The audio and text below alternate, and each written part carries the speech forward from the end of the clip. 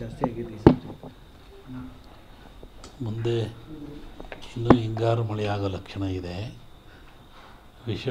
ವಿಷವಾಯು ಬೀಸಿತು ಅಂತಾರೆ.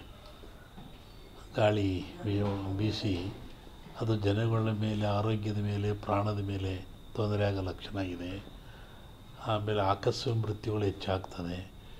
ಭೂಮಿಯಿಂದ ಜಂತುಗಳು, ವಿಷ ಜಂತುಗಳು ಹೊರಗೆ ಬಂದು ಅವು ಮನುಷ್ಯ ಕುಲಕ್ಕೆ ಅಪಾಯ, ನಾಶ ಆಗ್ತವೆ. ಹಿಂದೆ ಒಂದು ಸತಿ ಹೇಳಿದ್ದು ನಾನು, ಕಾಡಿಂದ ಪ್ರಾಣಿಗಳು ನಗ್ತವೆ, ಊರಿಗೆ ನುಗ್ತವೆ ಅಂತ. ಈ ಮತ್ತೆ ಅದು ಎಲ್ಲ ಕಡೆಗೂ ಜಾಸ್ತಿ ಆಗ್ತಾಯಿದೆ. ಯುದ್ಧ ಭೀತಿ ಇದೆ. ಜನರಲ್ಲಿ ಶಾಂತಿ ಸಹನೆ ಇಲ್ಲ. ಆರೋಗ್ಯ ದಿನ ದಿನ ಕೆಡ್ತಾ ಇದೆ. ದೊಡ್ಡ ದೊಡ್ಡ ನಗರಗಳಿಗೆ ಆಪತ್ತಿದೆ.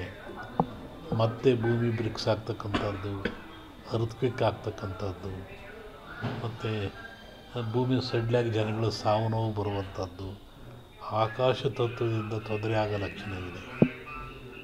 ಈಗಾಗಲೇ ವಯನಾಡು ಆಮೇಲೆ ಉತ್ತರ ಕನ್ನಡ ಜಿಲ್ಲೆಯಲ್ಲಿ ಸಾಕಷ್ಟು ಅನಾಹುತ ಆಗಿದೆ. ಆಮೇಲೆ ಬೇರೆ ಬೇರೆ ದೇಶಗಳಲ್ಲಿ ಕೂಡ ಯುದ್ಧ ಆರಂಭವಾಗಿದ್ದಾವೆ ಸರ್. ನಾನು ಇದೇ ಇದು ಮೂರನೇ ಯುದ್ಧದ್ದು ಏನಾದರೂ ಅಲ್ಲ, ಇದೇ ಮನೆಯಲ್ಲಿ ವಸತಿ ಹೇಳಿದ್ದು ನಾನು ನಿಮಗೆ.